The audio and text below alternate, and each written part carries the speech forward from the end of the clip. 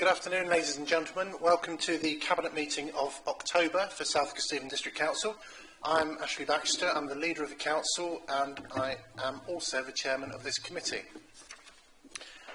Please, I have alongside me to my left Councillor Paul Stokes, the Deputy Leader, and to my right I have Karen Bradford and also Alison Hall-Wright, who is the Deputy Monitoring Officer. All Cabinet members are in their correct places. So I have not been notified of a fire alarm this afternoon, but if we do get a fire alarm, please leave the building by one of the exits and make your way down and gather on St Peter's Hill. If you want to ask a question, whether you're in the Cabinet or not, please do so by raising your hand and I will come to you in turn. The meeting is being recorded and can be watched later as a live stream via the SKDC Public Eye website. Recordings can be viewed by the Public Eye website and also on the YouTube channel. There are two exempt appendices today relating to vehicle procurement. If any of Cabinet wish to discuss these in any detail, then we will need to move to exclude the press and the public. Before I begin the meeting formally, it's with regret that I say that Councillor Jackie Smith has died. Jackie was a councillor from 2011 to 2022, much loved in this chamber, and she was a real personality, loved by people in Grantham. We certainly had our moments in the chamber, but she, like so many councillors, was committed to the community, committed to the role of councillor, and very much appreciated. So for that reason, although we'll almost certainly have a minute's silence at the full council meetings on Monday, I'd like you to ask you now to stand for a minute's silence.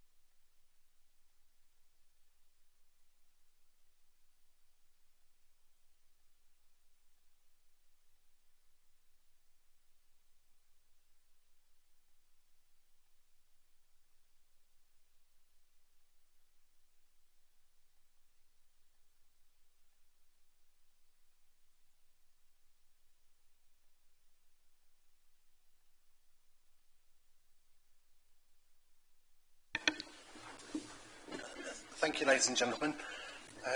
I'll now open the meeting properly. Do we have any members of the public that wish to speak to the Cabinet? We have none. They are always welcome. Before I go on to apologies for absence, we do have some happier news, I believe. Have an announcement from Councillor Moran. Thank you, Chair. Yeah, I'm delighted to say that SKDC has won another housing award. We have been awarded the East Midlands Best New Small Social Housing Scheme by the LABC, which means, of course, that we're in the final in January for the countrywide award. It's great that housing is finally getting some recognition, and the award is for the small development we did at Elizabeth Road in Stamford. So, yeah, cheers all round to the team. Thank you. Thank you, and also at the beginning of the meeting, while people are still listening, I want to say we're almost on the eve of Thatcherfest, that I'm really grateful to all the community groups that have come together to make the project, let's call it a project, to make the project happen. Never before, I don't think, have so many community groups been involved in such a kind of, I mean, festival is a big word, but we have got involvement. And that's not just the dramatic Society and the museum and the library and so on, but also the walking tours and the gallery. Now we've got merch. We've got Thatcher mugs that you can purchase if you come and see any of the Thatcher events. We've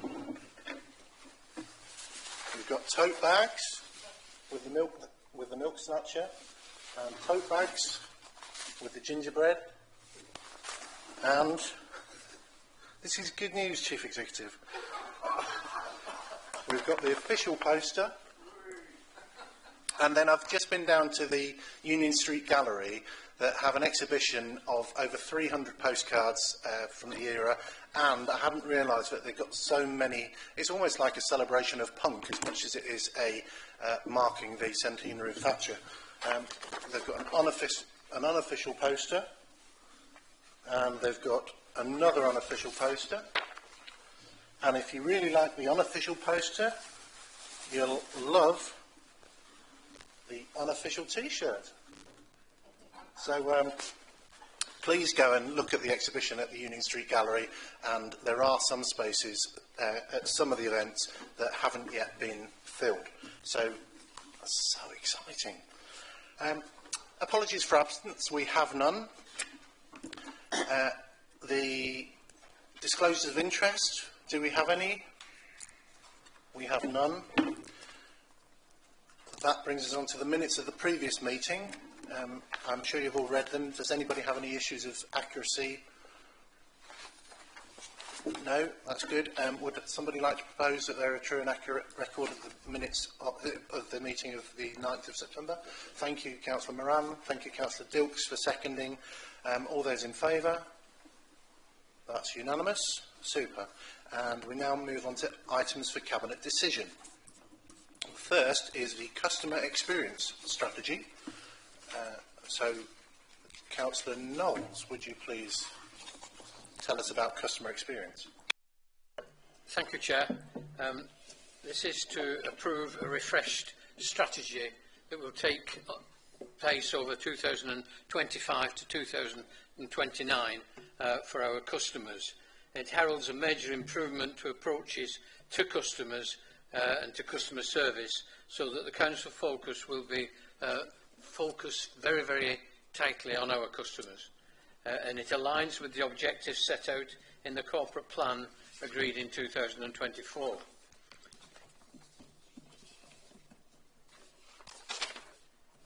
For the purposes of this strategy, our customers are residents, businesses, people who work in or visit the area, community groups, charities and partners working with the Council. And the strategy has been developed with insight and support from all front-facing service areas, including digital strategy and people strategy. The steering group was established with representatives from each of these services, all the service areas, in order to create a collaborative approach.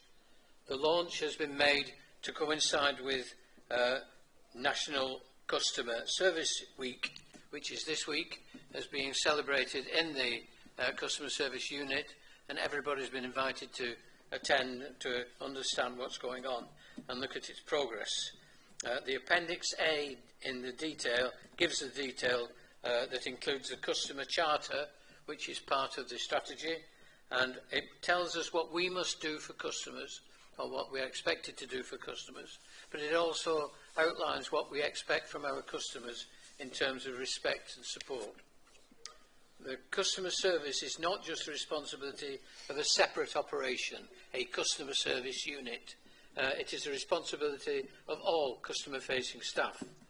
The action plan will be developed next, assuming this gets your recommendation, and the action plan will then be scrutinised by the Rural Committee on a 6-monthly basis. There has been wide consultation, both internally and externally, in producing this wide-ranging strategy document, and I commend it to you, and I give my thanks to Claire and all the contributors, and seek your approval. Thank you very much. Thank you. Do I have any questions to the customer experience strategy? from Cabinet members? If not, then I'll ask Councillor Harrison, please.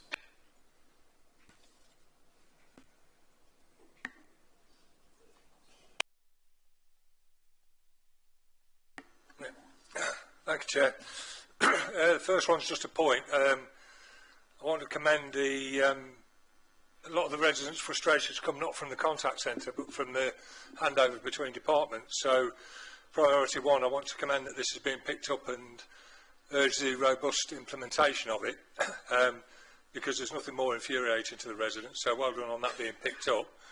But my question is, the paper says there's no direct budget implications, but it mentions the CRM, the telephony system, chatbots, staff training, etc.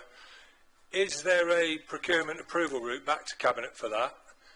And also, can you guarantee that this channel shift with all these chatbots, etc., will not erode face-to-face access for residents? Thank you for the question. Yes, I can assure you that it won't erode face-to-face. Face-to-face has improved out of all recognition in the last 6-12 months. I think that is widely recognised. And the service element of that and its new unit will continue.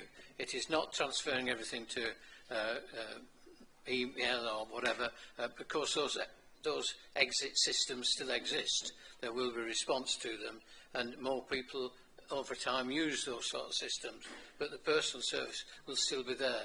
And as regards any budgets, we're still starting the process for budgets for next year, and the bids may be still made in order to put some systems in place or add to the systems we've got, should they be necessary, in order to make sure we fulfil the aims of the strategy.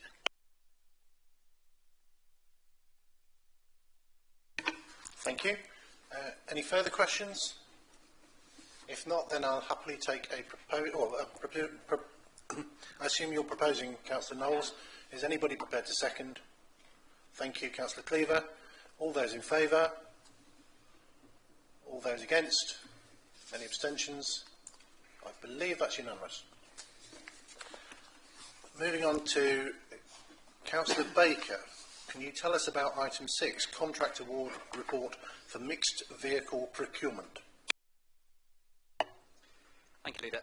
Today I'm asking Cabinet to approve the award of 14 contracts detailed on page 41 of today's agenda pack for the direct purchase of vehicles at a combined cost of £2.6 million. As with any procurement exercise, and particularly for one of this size, the procurement of the vehicles has been through a compliant process, checking off that we are doing everything that we need to for a fair and robust tender process. There's no need in this case to consider contract length because we are purchasing the vehicles outright. This is the sort of report that a 4-year-old would absolutely love. We've got HGVs, we've got vans, we've got all sorts of wonderful vehicles. It's 54 in total, purchased over 3 years. 27 of these will be funded from the HRA fund, and they will be used for the Council's housing services, and that is £812,414 of the total. The remaining balance will be funded from the Council's general fund.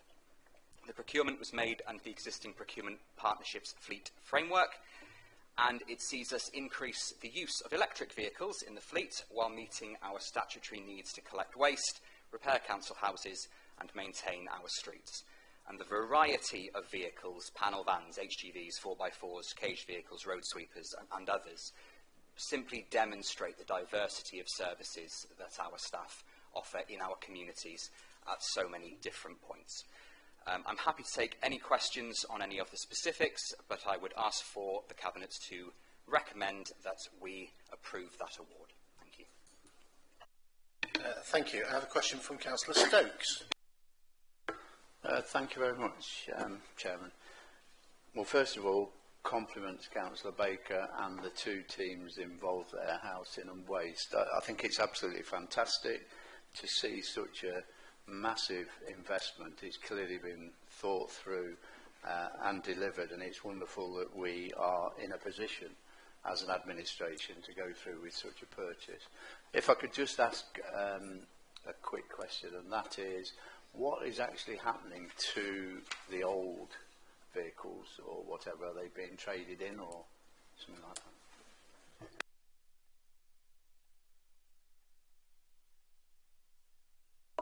Thank you, Chair. We usually end up disposing of our old vehicles through auction. We don't hold on to them. We don't keep them for a rainy day. There are quite strict rules around age of vehicles, around mileage of vehicles, and we want to make sure that our services are as robust and reliable as possible. And any point where you put in a vehicle that isn't quite as reliable as we would want it to, that becomes a point of failure. So this is why we are investing in our fleet, making sure that we can get to where we need to with the tools that we need to, and we will responsibly dispose of the vehicles that they are replacing through auction. Thank you. Councillor Knowles. Yes, thank you, Chair. Can I ask a question about old vehicles?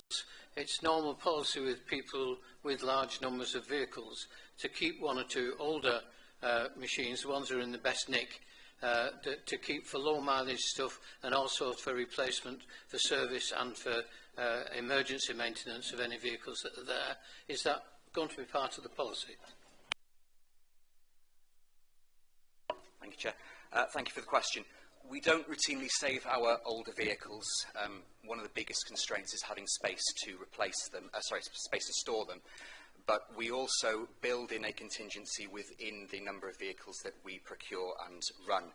We had a question at Environment Committee a few weeks ago asking about the number of new food waste vehicles that we are procuring, and that builds in a certain number of spare vehicles for maintenance, emergency use, etc. The spares that we use are sourced through our contracted suppliers, and we are also hopefully going to be using the warranties as little as possible, but all of these new vehicles will come with warranties, and we will follow up if we need anything through those warranties. But it does come down to the biggest issue of storing the old vehicles and making sure that the parts that we use for repairs are high quality, brand new, and hit all of our insurance requirements. Thank you for the question. Thank you. It's a good job we've got a big depot to keep all these vehicles now, isn't it? That we wouldn't have had such luxury.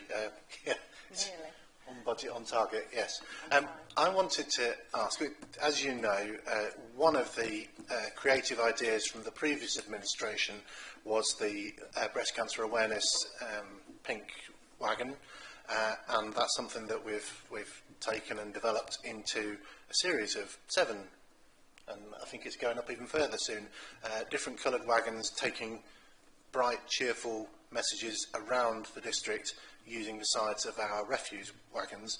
Is there the capacity in here, or could there be the capacity in here, to use these vehicles to take messages around the district? I'm not talking about politics, I'm talking about health and even good waste management, composting, anti-litter,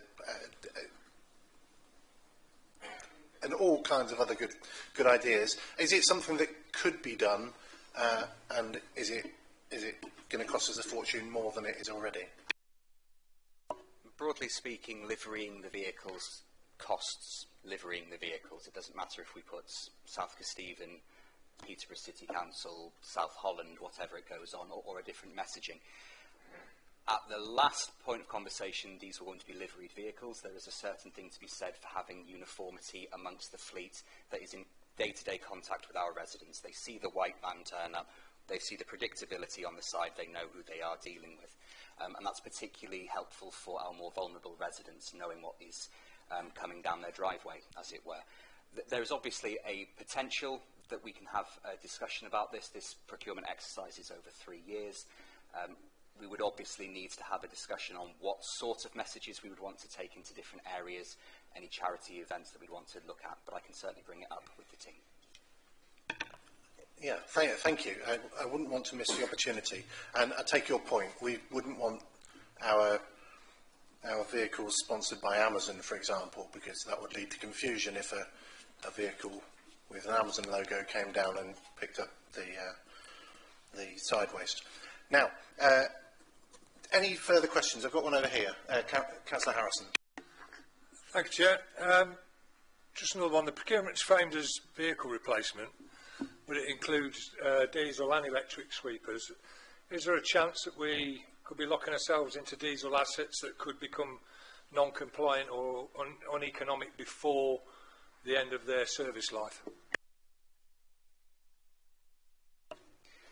Thank you for the question, Councillor Harrison. Absolutely, we want to make sure that our fleet is future-proofed as far as possible, and this is why there is the rolling framework and the rolling decision matrix that we use to decide what vehicles we're going to procure at what time. We had support in making this procurement, as detailed further on into the report, and these are the sorts of questions that they do routinely ask. I can get the exact specifics at I don't have them in front of me, but I can get the specifics for how that was taken into account for Councillor Harrison as a return email. But this is part of what we do when we procure these vehicles. We know they have a 7-year lifespan. We want to make sure that those 7 years are 7 fruitful years, and we don't have to abandon a vehicle halfway through. Thank you. We're not going to be taken over by drones and robots before the end of the lifetime of these vehicles. Good. Right. Would anyone like to propose this? Thank you, Councillor Baker. Would anyone like to second the proposal as set out in the report? Thank you. I'm not going to read out all the different vehicles. It's easy to cut and paste. So, all those in favour, please. All those against? Those abstentions? I believe that has a majority.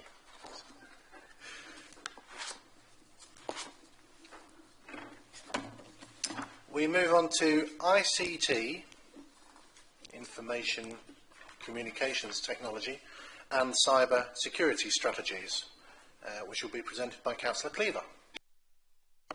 Thank you, Chairman. I'm pleased to present the updated ICT strategy 2025-28 and the new Cyber Security Strategy 25-28 for South Kesteven District Council.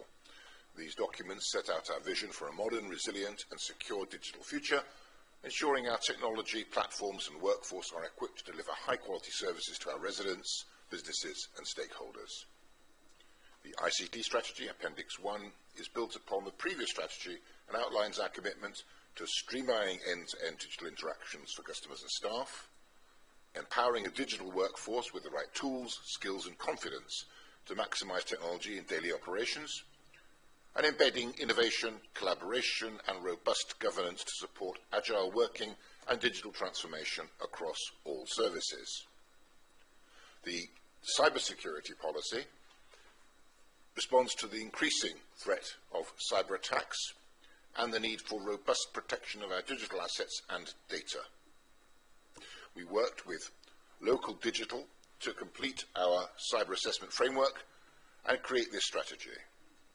It sets out our approach to proactive investment in cyber security measures, including staff training, advanced detection and response tools, alignment with the National Cyber Security Centre's cyber assessment framework, ensuring best practice and compliance, and building a risk-aware culture and maintaining public trust in our digital services. And also, balance system accessibility with security to provide employees and customers with a good service and peace of mind. Together, these strategies provide a clear framework for managing and developing our ICT platforms, safeguarding our systems and supporting the Council's corporate priorities. Following approval of these strategies, action plans will be developed to implement, track and manage the actions required to implement the aims of each strategy. So I so move that we adopt these strategies. Thank you very much. Thank you. Do we have any questions on ICT cybersecurity strategies? While you're thinking, I'll tell you that on page 110, 111, that's as close to a James Bond film as we're ever going to get.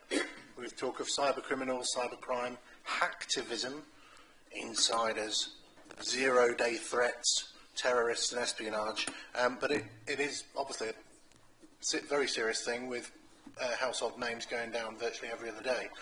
So I'm grateful to the officers and members that have put this together. A question from Councillor Harrison. Thank you, Chair. Yes, everybody knows I'm not great at tech, and I was hoping Gary was here to probably point out some of the stuff here. I'm just wondering how we test, or where we are now with the National, what is it called, National Cyber Security Centre's Cyber Assessment Framework. It's a mouthful, isn't it?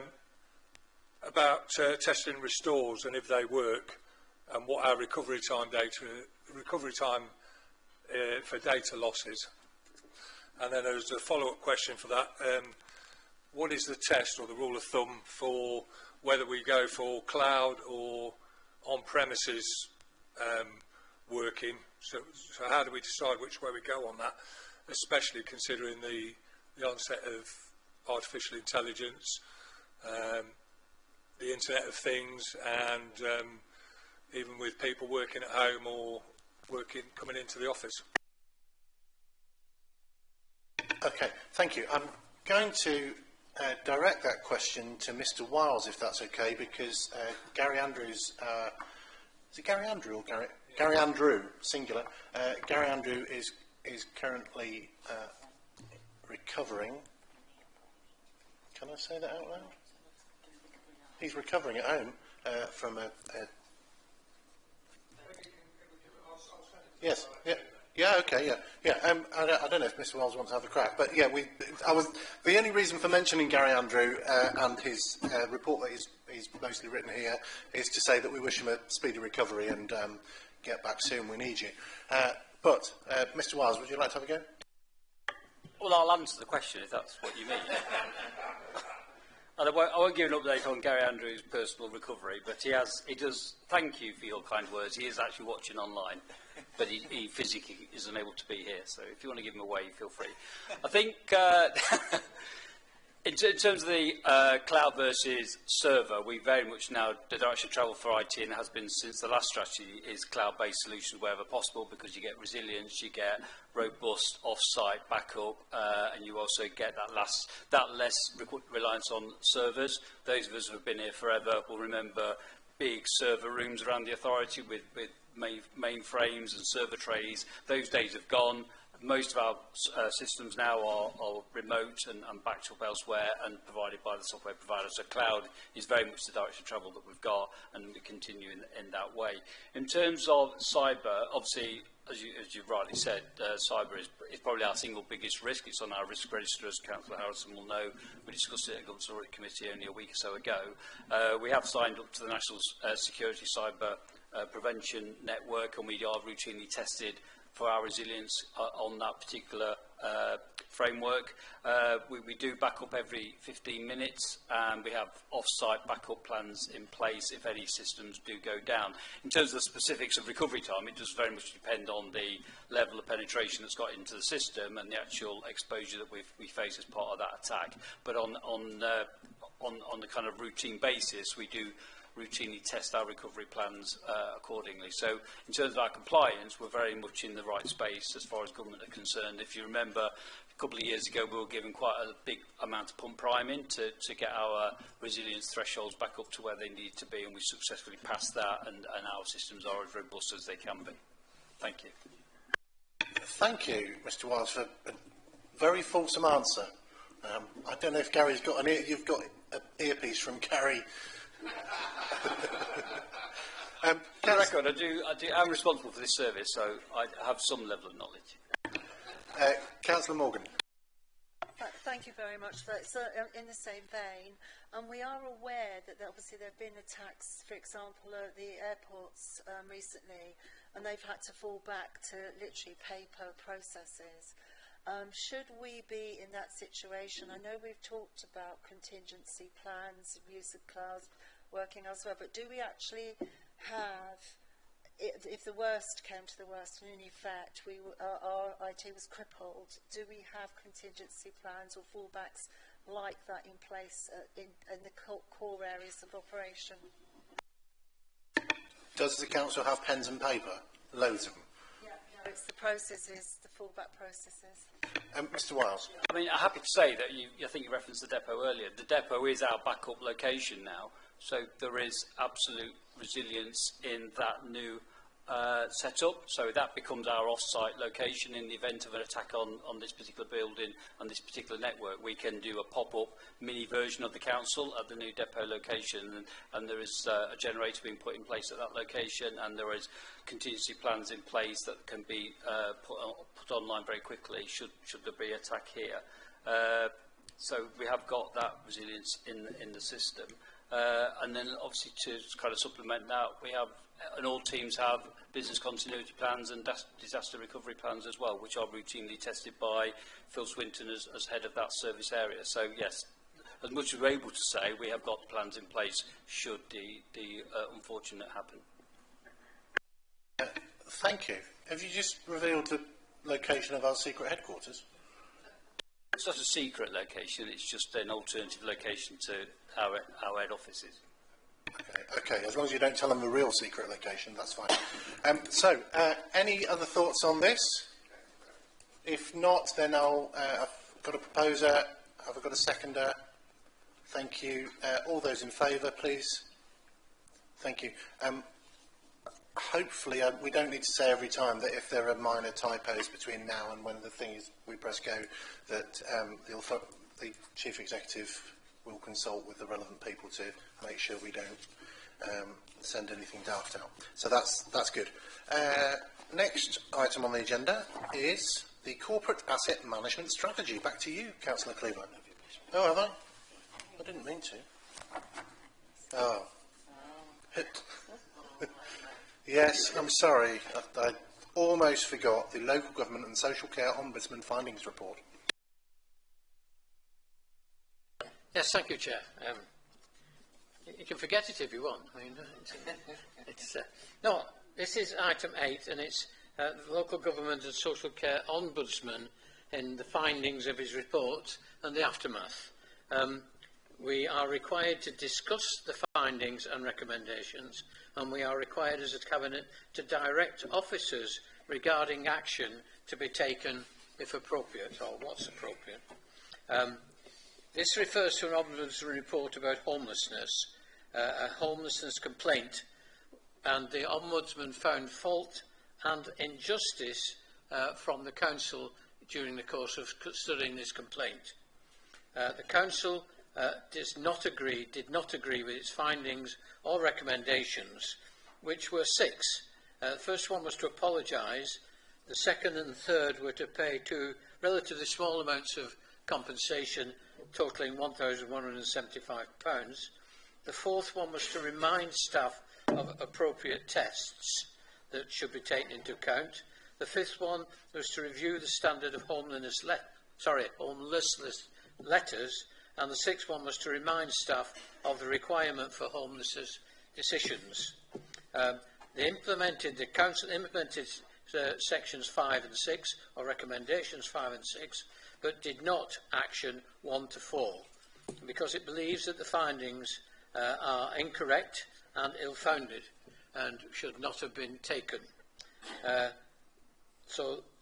Having reviewed the evidence, the medical requirements and the visit to hospital of the complainant, we see no reason to believe that complainant was significantly more vulnerable than any other homeless persons. And this was the crucial matter. Was he more vulnerable than other homelessness and were for a special reason? And the Council decided that that was not the case and have confirmed that decision. Having failed to accept the recommendations from the Council were required to fulfil 5 more actions from the Ombudsman. The actions 1 to 3 have been actioned. Action 4 and 5 have not. I shall read those out. The first action was to share the draft report with the Council's Chief Executive or equivalent and relevant members or officers. This has been fulfilled. The second one was to place 2 public announcements in local newspapers and or newspaper websites, and that has been fulfilled. The third one was to make the report available free of charge at 1 or more of its offices. That has been fulfilled. The fourth one was to discuss our findings and recommendation at a high decision-making level, such as the full Council or Cabinet. after we have published the report. And this is what we're now doing to fulfil the requirement of number 4. And the 5th one was to form a report back to the LGO, its intended course of action, which we will no doubt do after this meeting.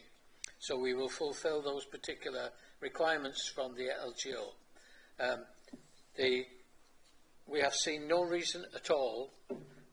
Sorry. So the Cabinet had to review and make decisions about any future action. The report does not actually challenge the decision taken, but rather the communication and an alleged failure to apply the correct test. Now, what seems to me is that we have to consider what potential consequences might take place if we refuse to accept the current report and we don't propose any action about it. The financial implications are very small, £1,000 odd. It is not considerable, but the principle of what we have done is, I would suggest, more important. And we learn from the experience, obviously, but insist that the sequence of events and communications led to appropriate consideration of the matter and appropriate decision making. And I'm going to recommend later on in this discussion that we stick to the principal decision taken by our council officers. I've not seen any evidence that makes me doubt the council's efficacy in this matter or to recommend any change to our policy at the moment, and I shall make a formal proposal in due course. Thank you. Thank you very much, Councillor Knowles. This is something that we need to discuss properly as a Cabinet, and I understand that, well, if you've got questions, I think they may be directed to Councillor Knowles, they may be directed to Councillor Moran as the Cabinet Member for Housing, and we'll decide accordingly. We may even refer to members of our housing team. We've got Sarah and Alison are both here if we get stuck. So does anybody have any questions? I'll take Councillor Baker first and then Councillor Dilks. Thank you. We do have duties to all people who are homeless under the Housing Act. We know this. Part of this requires us to publish allocations, schemes for prioritising applicants and for allocating housing, and we've done a lot of work around this over the last few years, a lot of fantastic work around this. So it follows, I would imagine, that the first step is that we receive an application from any South Kesteven resident, and we've got to assess where that resident falls on those schemes.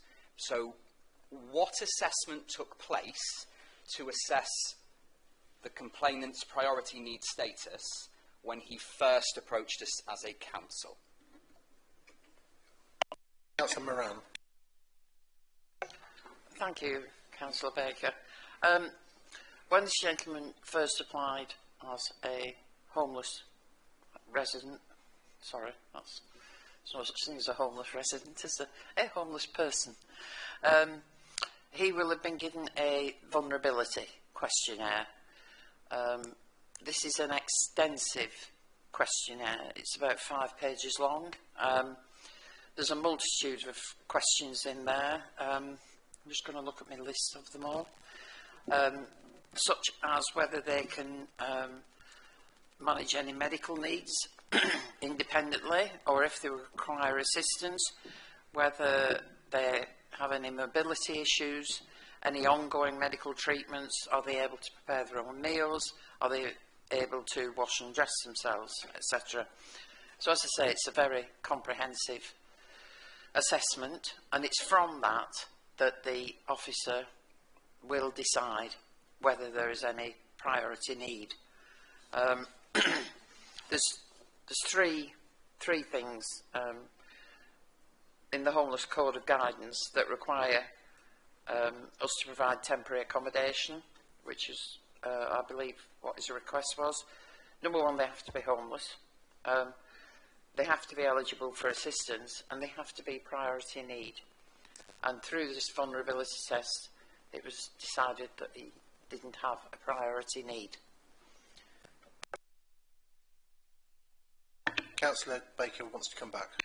Thank you, Chair. Yes, Thank you for the response. If I just may follow on. So we follow procedure to complete a vulnerability questionnaire. I'm assuming this was completed in full, submitted to us all through the correct channels, and that questionnaire helps us determine the priority order to allocate to a resident that's approached us. Now, I'm sure this is going to be quite technical. I'm sure there's going to be a lot of thought that goes into this, so I apologise if this is going to need a big answer. But can you help me understand why Mr. B did not meet that criteria for priority need? Because that seems to be at the central nexus of this. Yeah, I'm going to re-quote something that Councillor Knowles referred to. According to the Homelessness Code of Guidance, the officer has to assess whether a person is significantly more vulnerable than an ordinary person if made homeless, such that they would suffer more harm. This applicant had a mild mental health issue, which was being successfully managed by pills. Sorry, that's not the right term I was searching for, but yeah, medication, that's the one. And he had, again, a digestive issue, which was being dealt with through his diet successfully as well. As such, that doesn't make him any more vulnerable than the man on the street, really. I don't know if Sarah, is that sufficient, or do you want Sarah to go into more detail? If Sarah can add anything to that. Yeah. Thank you. Yeah, so just to give a bit more detail. So in terms of vulnerability questionnaire, we used that, as Virginia, as Councillor Moran said, to assess whether or not they would be considered priority need. And at that point, all we have to assess is whether or not we had a reason to believe.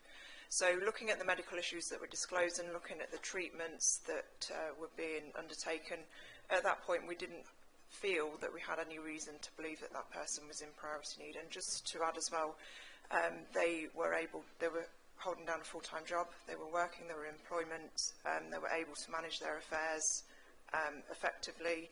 So it was judged that although we accept there were medical issues there, we didn't feel that it was having such an impact that we had any reason to believe that that person fell into the priority need criteria. Thank you for that. Councillor Bilks. Thank you, Leader. As you know, I was Cabinet Member for Housing when this case arose, but it's important for me to say I was not involved in any of the decision making, and nor should I have been. In life in general, and certainly as elected councillors, mistakes sometimes happen. We all make them. We don't always get everything right, and when we get it wrong, I think we should hold our hands up, make amends and learn the lessons. But in this case, I've got to say, I do not believe that our professional officers got this wrong. We have a responsibility clearly to Mr. B, the complainant, to ensure that he was treated fairly, but we also have a public duty to our other 147,000 residents of South Kesteven to make sure that we spend their money wisely. And having carefully read the Ombudsman's report and reread it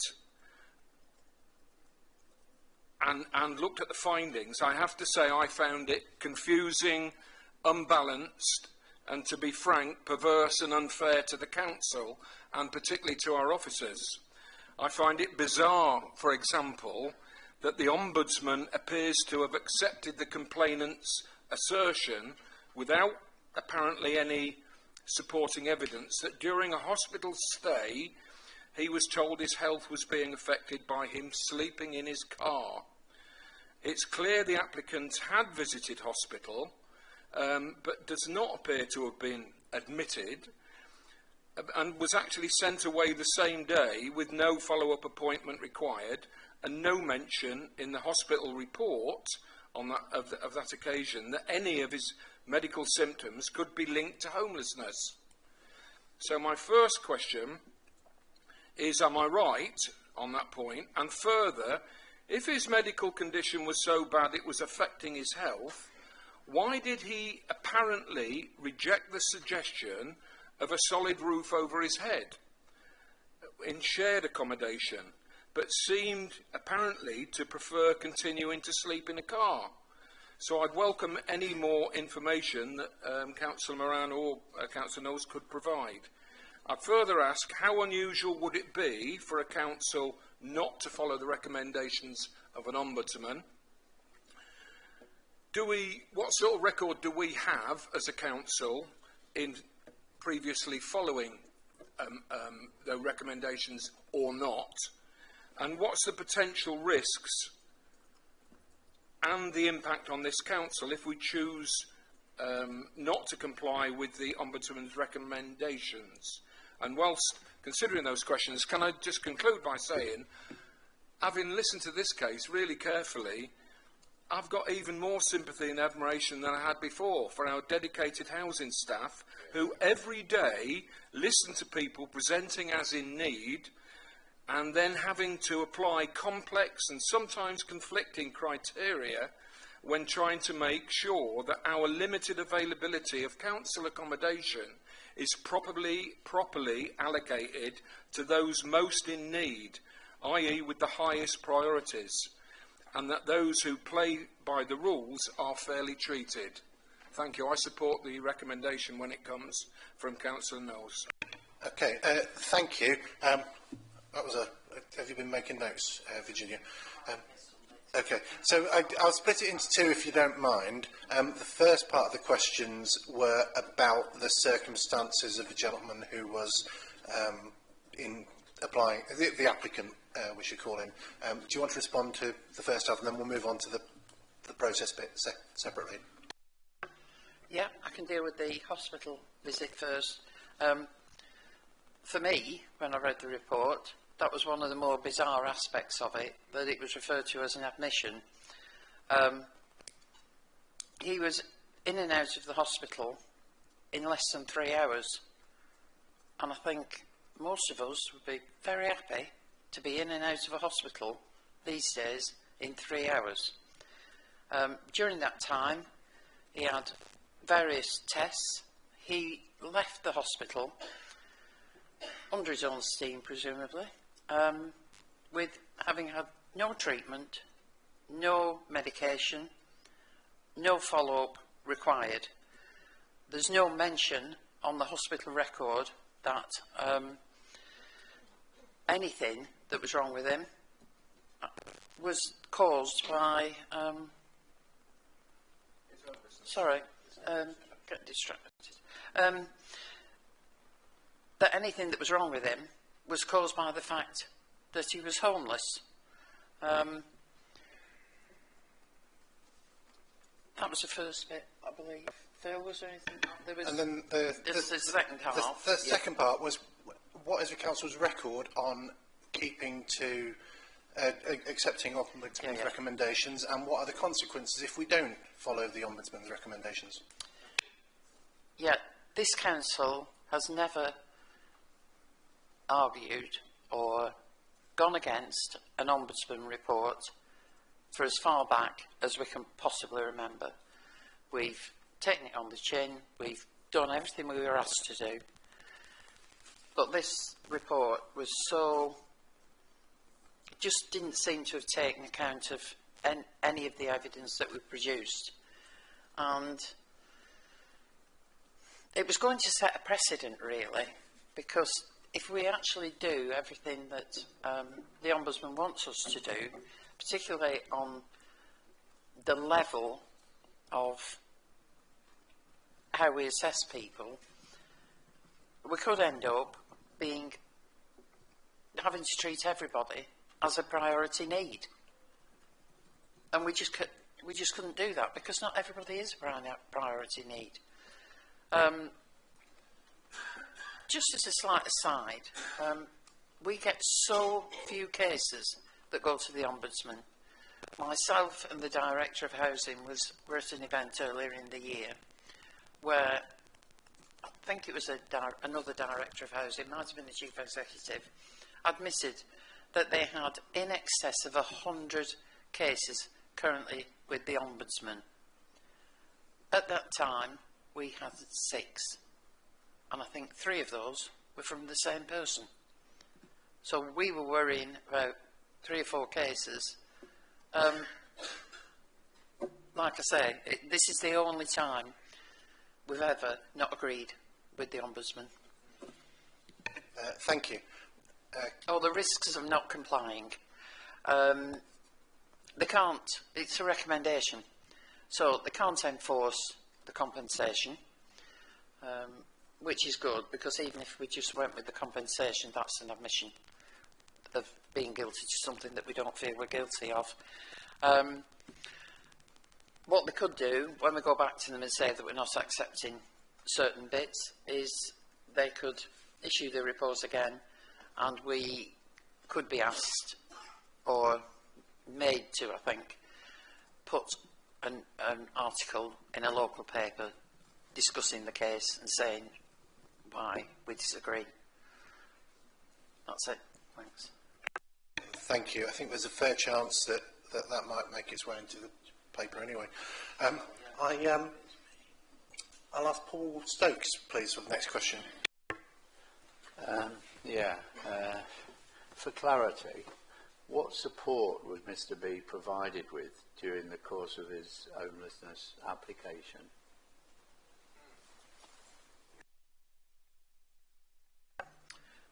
Thank you, Councillor Stokes. He was offered referrals to hostel accommodation in Grantham, which he declined, despite the fact that he had access to transport, because he didn't wish to stay in Grantham. He was provided with advice and guidance on the Council's rent deposit scheme, which assists with upfront costs for private rented accommodation. He was also sent details of affordable private rented properties in his preferred areas. He declined to consider shared accommodation, even though this had been assessed as a suitable and affordable option for him. He was also supported to apply to the housing registers, so we sat with him and sorted that out, and was encouraged to bid on as many suitable properties as he could. However, he chose to limit his requirements to a fairly small area and a specific type of property, and of course he chose a high demand area. However, during the when SWEP came in, when it was severely cold in January 24, we did provide him with 4 nights accommodation at our night shelter. He did say he was sleeping in his car. Our night patrols went to the location where he said his car was parked, when he was sleeping in it, but never found him. And they tried on several occasions. Thank you. Thank you. Is that okay? Yeah, okay. Councillor Harrison. Thank you, Chair. It's sort of a follow-on from Councillor Dilk's question, really. It's not about the decision on the case, but about the decision not to accept the recommendations in the Ombudsman's report. I think Cabinet needs to be clear here on the real-world consequences of that stance. Cost, legal exposure, reputational damage, and possibly setting a precedent that we are selective in picking and choosing what rulings we follow. So my question really is, are we setting a dangerous precedent here that we only follow the bits from the Ombudsman that we agree with? Councillor Knowles. Thank you for the question. I don't think so. I think the principled decision was taken. Subsequently, another principled decision has been taken, and it would be nice to say, oh, we agree, 1,100 doesn't matter too much in the greater scheme of things. But A, it might set a precedent which would be damaging to us. But the other thing is that I think there are occasions we've got to take the principle and take whatever actions are follow on. Now, we're assured that very few actions can follow on, and that the worst can happen is that we get another letter from the Ombudsman that makes us publish the outcome in the press. But I think that we say that we are principled, we say that the decision was correct and principled, and therefore we will not. I'm going to propose, it's up to the Cabinet to decide in a moment or two, but I'm going to propose that we take no further action and we support our staff. So I think a principle has perhaps got more importance here than a minor concern that it might give somebody some thought that we're not doing something as accurately or whatever as possible. I'll stick by the principle. Thanks. Can I please ask the Director of Housing to say a few words? Thank you, Mr. Chairman. Just to confirm, this isn't a decision we've taken lightly. This case has been reviewed by multiple officers, both Sarah, the Head of Housing, and Ricky, our Head of Homelessness and Rough Sleeper Manager. No, that's not right. Ricky Salt's the Homelessness and Rough Sleeper Manager. Have also discussed this case with our neighbouring authorities, and they all agree with the decision that we made regarding whether to provide temporary accommodation or not. Thank you. Thank you.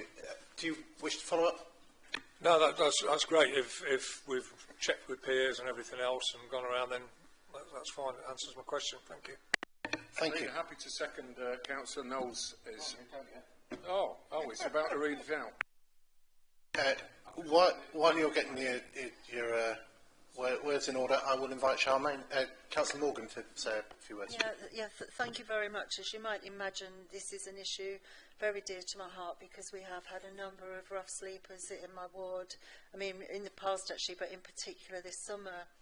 I think the presentation by Sarah McQueen was actually really important. When she started off with those key words that the government guidelines are stating we must follow this particular way of assessing people. So what we're really up against as a local authority is a situation where our government has not given the resources to us as a local authority to support people who are in need of housing but who are not, quotes, deemed vulnerable. So that puts a massive onus on our officers to have to try and determine if somebody is vulnerable enough or not. And that is a huge burden to place on the local authorities, in fact. I think if we just look at this is just one particular case, but this particular person, we're told, had mild mental health issues. Many people come forward who have got mild mental health issues. So how do our officers determine the needs of one person against another person? Because they're being told that they've got to assess the priority of those people and the impact of being homeless. Well, I can tell you now, especially having a lot of experience recently being in Nottingham and seeing the people on the streets in Nottingham, whether you started off or not perfectly healthy and not vulnerable, you certainly are once you're on the street for any period of time. So I think and feel very passionately in many respects what's actually happening here is that the government has an awful lot to answer for, and actually they should be resourcing us. So in one of the wealthiest countries in the world, which we are, we don't have people living on the street, and we don't put that burden on the local authorities to try and assess that priority. Thank you, Councillor Morgan. I'm not entirely sure what your question was. I think if you're asking us to agree with you that the government has some responsibility in this, then I would think the answer is absolutely yes. Does anybody want to comment? Sorry, I did have a follow-up, sorry, it's my fault. Do you want me to wait? If you could wait for Sarah McQueen to say a few words, I'd be grateful. Thank you, Chairman. I was struggling to find a question in there, but just to cover when you mentioned about mental health issues and the officers, the burden being on the officers, I just wanted to highlight that we aren't mental health or medical professionals. I think I mentioned that before. So just to stress, we aren't, and we're not pretending to be. What we try and assess is what the impact that mental health or physical health or any health condition has on that person's ability to fend for themselves, if you like, if they were on the street. I agree with everything you say. It's a difficult assessment for any officer to put on anyone, and I do agree with that. But again, we're bound by the legislation, and that's the assessment we have to try our best to apply. So I just wanted to put that in. Thank you. Thank you for that salient point. Do you want a follow-up question? If I may, while the opportunity is here, really, well, clearly the situation here is that technically we are following all the guidelines that we're given. I think that's coming out. Whether that's the morally right thing to do with the impact that has on individuals is a different matter. But again, as I said, I lay a lot of that blame with the government.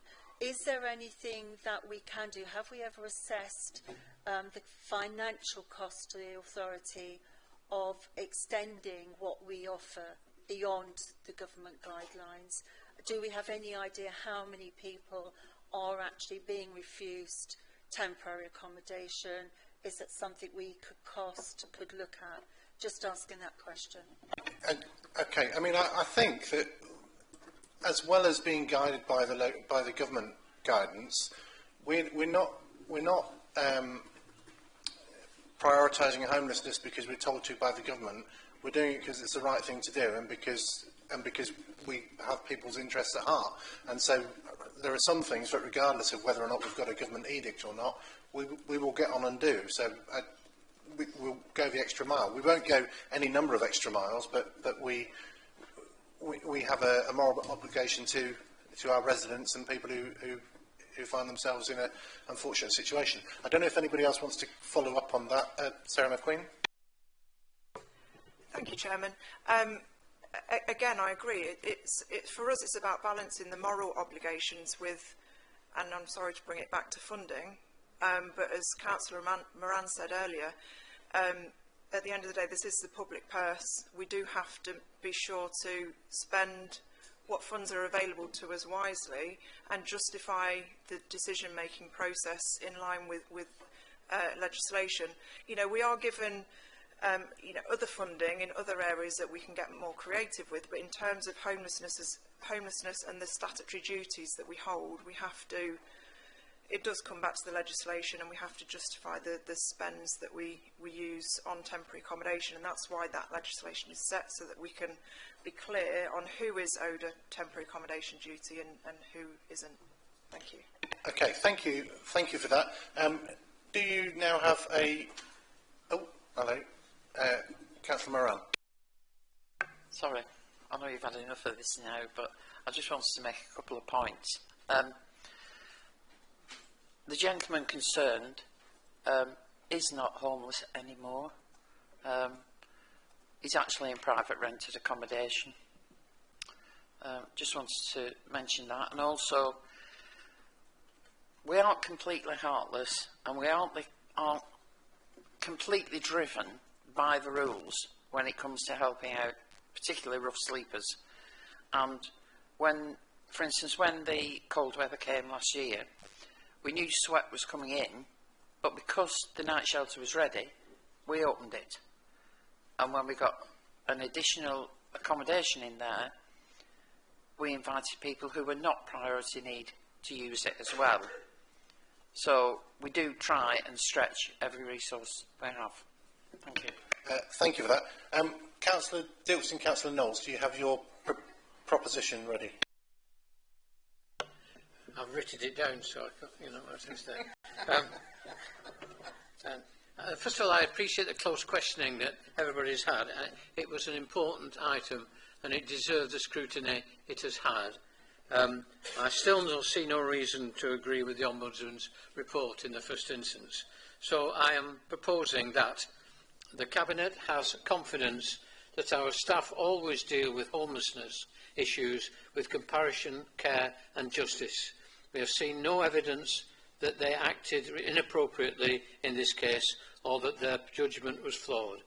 Having concluded having considered the report presented by the Ombudsman and the evidence presented by our officers, we recommend that they take no further action and we endorse the considerations with regard to this complaint.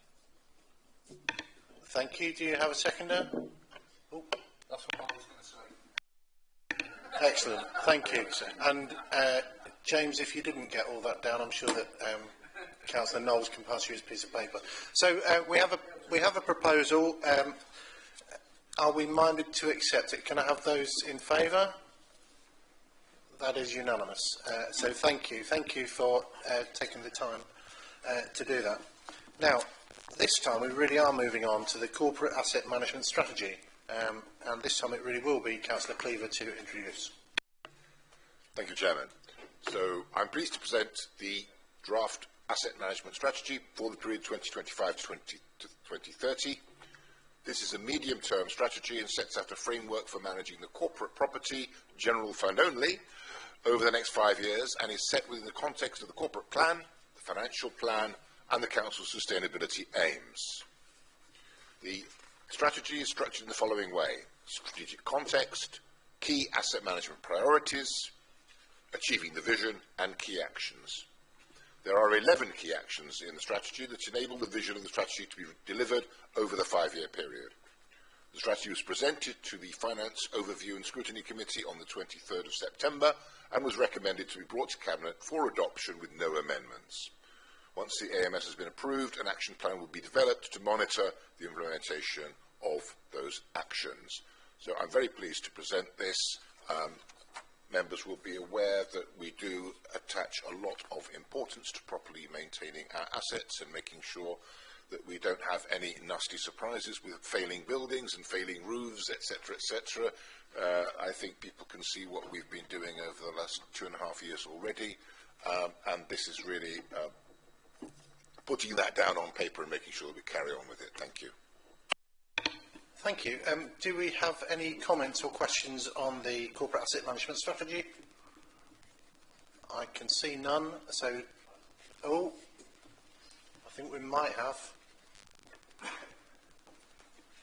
Just one moment.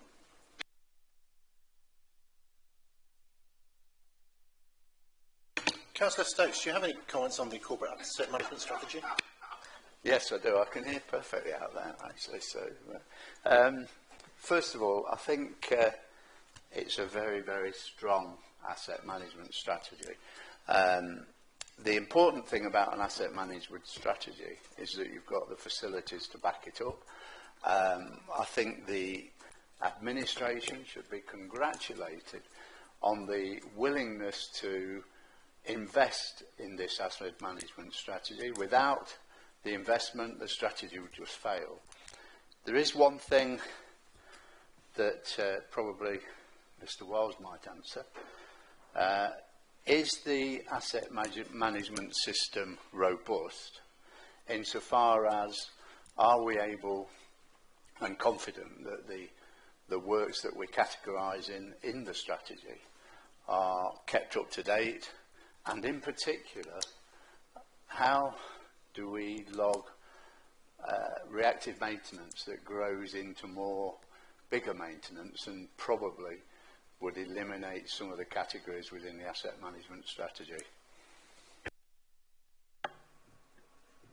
Okay, so in terms of the asset management system, members will probably recall, I think it was 2 years ago, we invested in that particular system, having not had a system at all, and it was all very paper-based and spreadsheet-driven. So a lot of time and energy has gone into creating a new database and populating it with all the information around the assets, be it from the condition surveys, the leases, the compliance checks, and all the testing information that is relevant to each of those assets. So the strategy has been very clear, and we've been very clear with members, that we are trying to turn the tanker from a reactive spend programme to a planned spend programme, but that's not an easy feat, and as many years of backlog as Councillor Stokes has said. So we're slowly turning that around. The condition surveys drive forward the investment plans, and we've again been very clear with members that at the moment we predominantly focus on the category C's and D's, which is where parts of assets are failing or coming to their end of life. So the focus has been very much on that.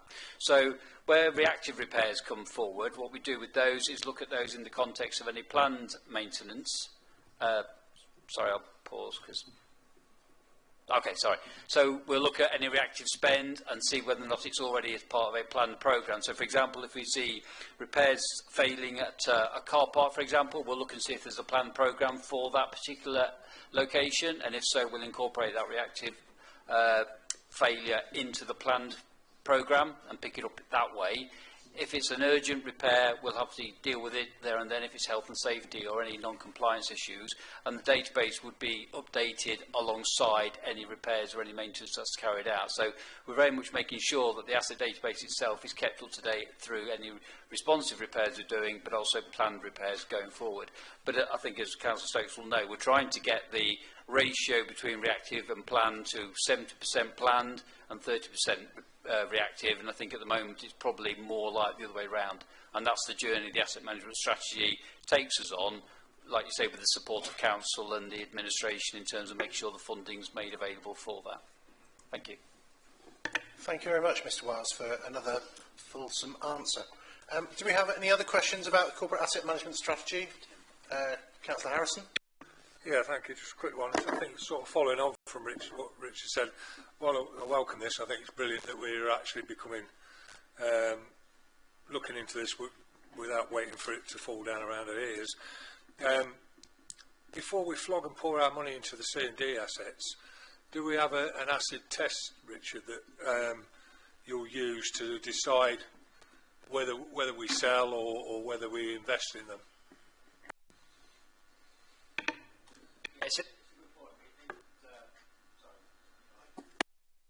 Yeah, we have got an asset disposal strategy as well, which complements the asset management strategy, which basically, as an asset comes to either end of life or starts to fail significantly in terms of its condition, there is an appraisal that's done for that asset to say, does it still meet the operational needs of the authority, does it support the corporate plan ambitions, or is it an asset that's surplus to requirements or could be put in the hands of third sector or third-party organisations, and that's very much part of the disposal criteria that we use. And I think both yourself as leader and the Cabinet Member for Property have in the past validated the sale of assets where we've all agreed that it no longer fulfils any need for the Council and could become a liability on the Council going forward because of the age of the asset or the deterioration of it. So yeah, very much that criteria is used before we just blindly invest in assets that are coming to end of life. Thank you. Thank you. We wouldn't do that, but thank you. Do you want to come back on that, Chairman, if I can? So members do have an oversight on this before that's done. Members are included in on that decision, yeah? Yeah, just to be clear, there's a delegation in place for the Chief Executive, the 151, the Monitoring Officer and the Leader of the Council with the Cabinet Member responsible for property before any sales are taken forward. Thank you. Okay, thank you. So we need to vote on this, I believe. We need to approve the adoption of the updated corporate asset management strategy 2025 to 2030. Councillor Cleaver is proposing. Is anybody seconding? Councillor Knowles is seconding. All those in favour? That is again unanimous. Thank you for the insight and discussion. That brings us on to the Cabinet Forward Plan, a lively document that could change at any moment. It says a report of the Chief Executive. Do you wish to say anything, Chief Executive? Thank you, Leader. There's no amendments to the report, but I would like to flag that the additional Cabinet meeting has been put onto the Forward Plan for the 24th of November to take the final decision with a recommendation from Council on LGR. Thank you. Thank you. I hope that lots of people will, well, I hope that every council will be at that momentous meeting on the 20th of November, which will make a recommendation to Cabinet, and then we will obviously take that into consideration the following week before we press send to the Secretary of State.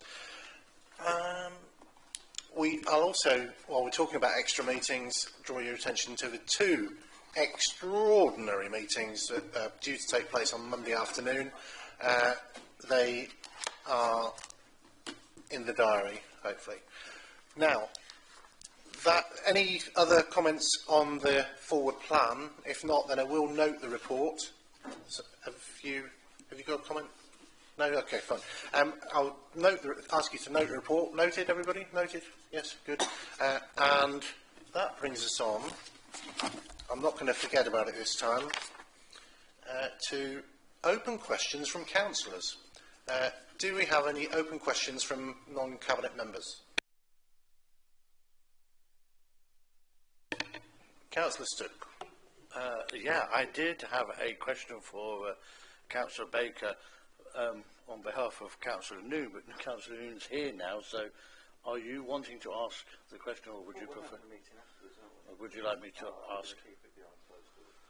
So, do you not want me to ask? No, please don't. Okay, then therefore I won't be asking the question at this point. Thank you. Fine by me.